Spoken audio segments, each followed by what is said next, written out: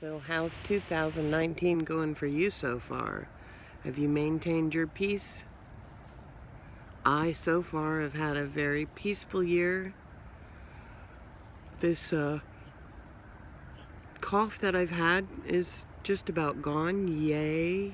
I have been on antibiotics for a week.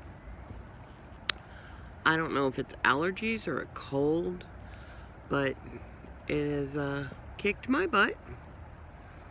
And I'm tired of having it, but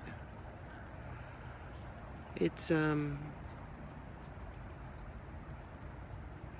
chosen to look at it as it's enabling me to have a little downtime, a little quiet time, to get my rest, to get my wits about me, and to build up for a healthier, happier year.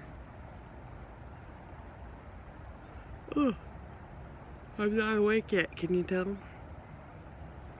So, this is Lisa, your stylist, with a piece of me moment. Have a peaceful day.